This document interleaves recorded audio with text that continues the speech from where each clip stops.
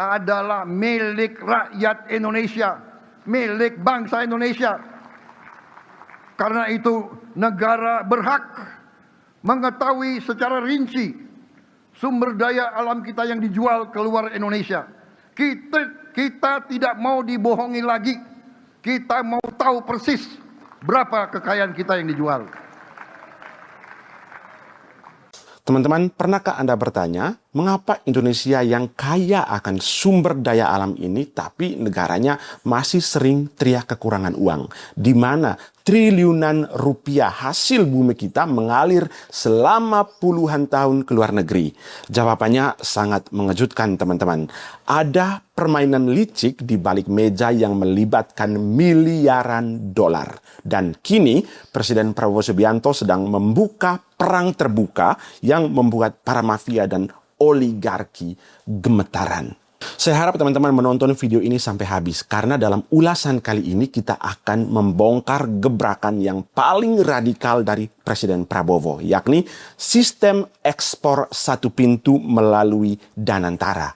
Kita akan bedah bagaimana taktik licik manipulasi harga yang selama ini memiskinkan negara dan rakyat pada akhirnya dihentikan oleh Presiden Prabowo. Lalu siapa saja pengusaha kakap yang kepanasan dan mengapa Prabowo sekarang diserang habis-habisan dengan badai fitnah, hoax dari segala penjuru, bahkan ada wacana untuk penggulingan Pak Prabowo. Simak analisis ini sampai mendalam teman-teman, sampai habis agar Anda tidak tersesat dalam arus informasi yang saat ini sedang gencar dimainkan oleh para mafia tersebut.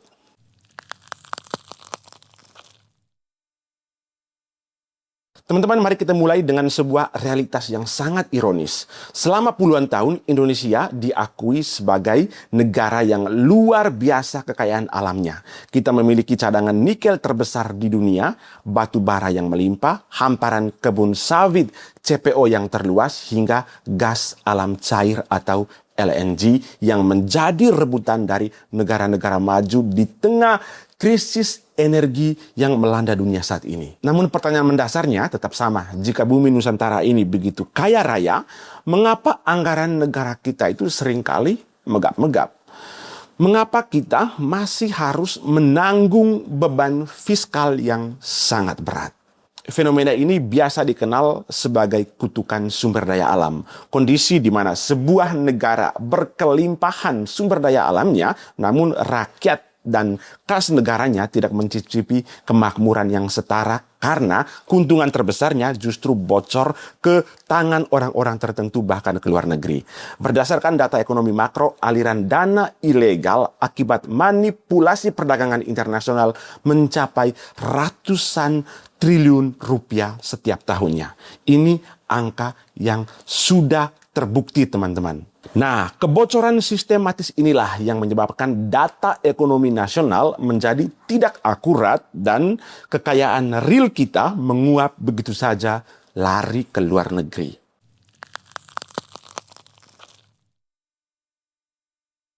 Bagaimana sebenarnya kebocoran maha dahsyat ini bisa terjadi di depan mata kita? Disinilah para oligarki nakal memainkan permainan yang licik dalam ekonomi global melalui dua modus utama, teman-teman. Yang pertama adalah transfer pricing dan yang kedua adalah under invoicing. Sekarang mari kita bahas secara detail bagaimana kedua praktek ini bisa berjalan. Taktik yang pertama adalah transfer pricing. Secara harafiah, transfer pricing adalah praktek menjual produk ke anak perusahaan atau afiliasinya di luar negeri. Praktek ini menjadi modus kejahatan jika harganya dimanipulasi secara agresif untuk menghindari pajak di dalam negeri. Contoh yang sederhananya begini, teman-teman. Bayangkan ada sebuah perusahaan tambang batubara di Kalimantan.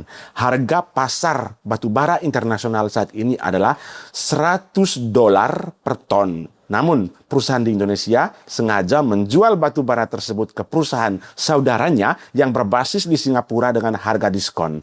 Dan harga diskon ini adalah harga fiktif. Misalnya, harganya hanya $60 per ton dari $100. Lalu apa dampaknya? Di atas kertas, keuntungan perusahaan di Indonesia terlihat sangat kecil. Karena untungnya kecil, maka pajak penghasilan dan royalti yang dibayarkan kepada pemerintah Indonesia otomatis menyusut secara drastis. Ketika batu bara itu sampai di Singapura, perusahaan saudaranya tadi langsung menjualnya kembali ke pembeli akhir di Eropa. Dan sampai di sini harga itu kemudian menggunakan harga asli yakni $100 per ton. Nah, selisih keuntungan sebesar $40 per ton murni kemudian disimpan di luar negeri. Negara pada akhirnya kehilangan pajak, sementara grup perusahaan tersebut menjadi untung besar. Dan sampai di sini teman-teman pada akhirnya tahu mengapa orang kaya di Indonesia ini bertambah kaya, sementara orang miskin itu semakin miskin, hidup dalam kemiskinan, bahkan mati dalam kemiskinan. Kita masuk ke taktik yang kedua, yakni under invoicing. Teman-teman, modus ini jauh lebih brutal karena melibatkan pemalsuan harga atau nilai dokumen resmi pabean ekspor.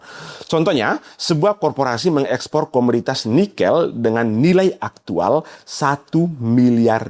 Namun, dalam dokumen resmi yang dilaporkan ke Bea Cukai atau ke pemerintah Indonesia, mereka mengecilkan nilainya hanya $700 juta. Dampaknya, selisih dana sebesar $300 juta tidak pernah masuk ke sistem perbankan Indonesia. Dia tidak mengalir ke dalam negeri. Uang tersebut langsung diparkir di luar negeri atau dialihkan ke perusahaan cangkang di wilayah yang bebas pajak. Kalau begini terus, ya akibatnya devisa hasil ekspor nasional akan jeblok, royaltinya turun, dan kas negara tekor akibat data perdagangan yang dipalsukan. Ini sangat brutal dan inilah penyebab dari kemiskinan Indonesia.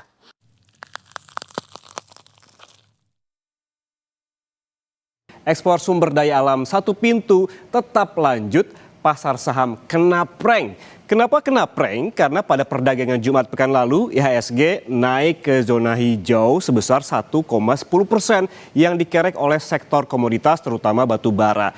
Melihat fondasi ekonomi yang terus digerogoti dari dalam itulah, makanya Presiden Prabowo Subianto mengambil langkah yang sangat berani di sini. Pemerintah menerapkan kebijakan sistem ekspor satu pintu. Transaksi ekspor untuk seluruh komoditas strategis nasional tidak lagi dibiarkan liar tanpa kontrol pemerintah, melainkan dipusatkan melalui satu sistem administrasi yang terintegrasi di bawah Danantara. Tujuan utamanya adalah negara memegang kendali penuh atas data, harga, dan jalur transaksi yang sah. Negara wajib mengetahui secara presisi berapa harga asli dari setiap jengkal kekayaan alam yang keluar dari bumi Nusantara. Teman-teman, kebijakan ini menyasar komoditas kelas berat yang selama ini menjadi ladang manipulasi besar dari para mafia, seperti batu bara, nikel, bauksit, tembaga, CPO, hingga gas alam cair. Nilai dari sektor-sektor ini mencapai ribuan triliunan rupiah.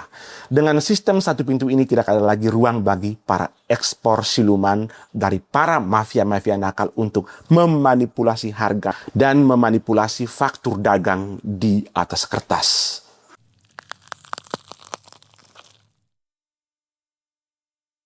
Teman-teman, langkah tegas ini tentu akan memicu kepanikan yang luar biasa dari kalangan elit ekonomi, para mafia, dan oligarki. Kebijakan satu pintu ini secara langsung membumi hanguskan zona nyaman 3 kelompok mafia ekonomi di Indonesia. Yang pertama tentu para trader besar. Kelompok ini meraup untung tidak wajar dari menikmati selisih harga gelap internasional. Yang kedua ada korporasi pengguna jaringan offshore. Perusahaan yang mengandalkan skema luar negeri untuk melakukan efisiensi pajak secara ilegal. Dan mereka di sini pasti akan sangat tidak diuntungkan. Dan yang ketiga tentu broker, yakni pihak ketiga yang hidup makmur dari memanfaatkan celah birokrasi yang selama ini sudah dipraktekkan selama bertahun-tahun dan celah administrasi ekspor yang kemudian bisa dikontrol oleh pemerintah. Teman-teman, ini sangat berbahaya karena Pak Prabowo mereset total, melakukan revolusi sistem ekspor kita. Ketika sistem delantara ini berjalan penuh, seluruh angka perdagangan kemudian akan menjadi terbuka secara transparan. Margin keuntungan rahasia mereka otomatis sangat terlihat nanti. Otoritas pajak akan langsung mengejar kewajiban mereka dan ruang gerak mereka sudah terkunci rapat oleh Pak Prabowo. Secara teori, jika kebocoran ini ditutup, pendapat negara dari sektor pajak dan royalti serta cadangan devisa pasti akan melonjak secara drastis. Namun teman-teman, sejarah sudah membuktikan mulai dari Bung Karno sampai dengan Pak Prabowo saat ini.